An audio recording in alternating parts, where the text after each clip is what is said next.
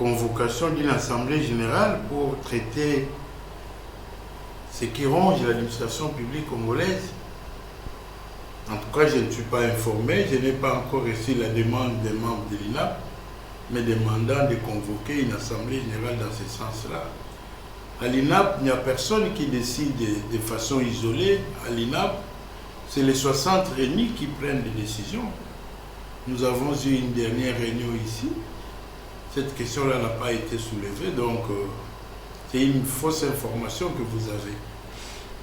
Je donne l'exemple de l'idée du DINAFET, Directeur national des agents de la fonction publique, qui évoque le dérapage qu'ils ont constaté dans la mise à la retraite des agents fonctionnaires de l'État, raison pour laquelle ils ont même attaqué les ordonnances.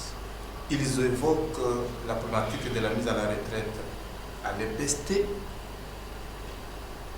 et aussi la problématique de la réforme de l'administration publique pour la maîtrise des effectifs. Tous ces cas, ils disent que ça devait être traité dans une assemblée générale et non à travers la commission qui devait être mise en place. Merci beaucoup. Si c'est par rapport à ce que les amis de l'INAFET vous ont dit, mais l'INAFET fait partie des 60 syndicats élus, doit venir avec la question à la plénière de l'INAP, poser les problèmes, et la plénière va examiner et elle va voir l'opportunité de convoquer une assemblée ou de ne pas convoquer l'assemblée, parce que pour réagir, pour dénoncer, nous n'avons pas nécessairement besoin d'une assemblée générale. Nous pouvons bien écrire, de solliciter une réunion avec notre partenaire de tous les jours, qui ne se fatigue pas d'ailleurs de nous recevoir. Nous voulons parler du vice-premier ministre, ministre de la fonction publique, Jean-Pierre Liao.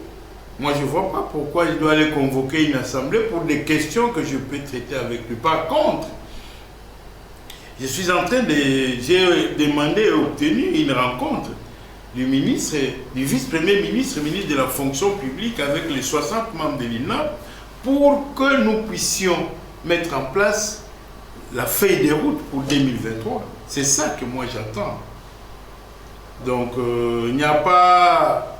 la tenue d'une assemblée générale n'est pas au rendez-vous de l'INAP en tout cas. La feuille de route devait être notre deuxième question parce qu'il était question de savoir les grandes lignes de cette feuille de route que vous comptez examiner avec les partenaires et vos permanents des syndicats de l'Union.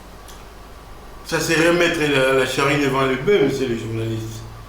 Je vous ai dit que nous avons projeté, sollicité, obtenu une rencontre du vice-premier ministre et ministre de la fonction publique et les 60 membres de l'INAP pour que nous puissions mettre en place la feuille de route. Il faut attendre la réunion des 60 de l'INAP avec le vice-premier ministre, avec le gouvernement ici représenté par le vice-premier ministre, pour que, et quand nous aurons mis la feuille de route en place, vous viendrez, on va vous déballer ça. Mais aujourd'hui, si je vous donne des indications, je vais commettre une erreur. Peut-être que ce que je vais vous dire ne sera pas retenu lors de la réunion avec les 60. Il faut attendre que ceux qui sont impatients soient patients, c'est ça en fait.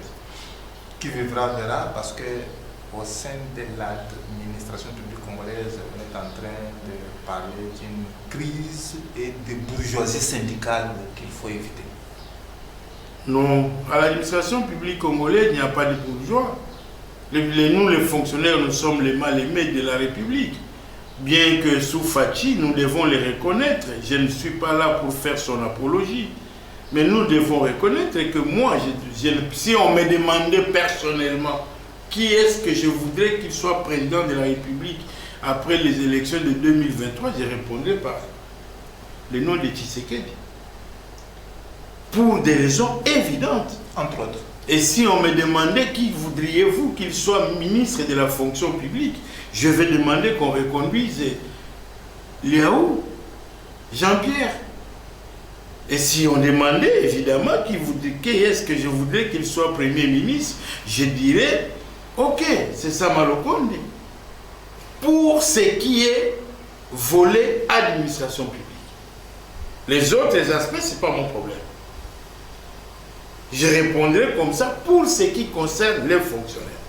Pour plusieurs raisons. Entre autres.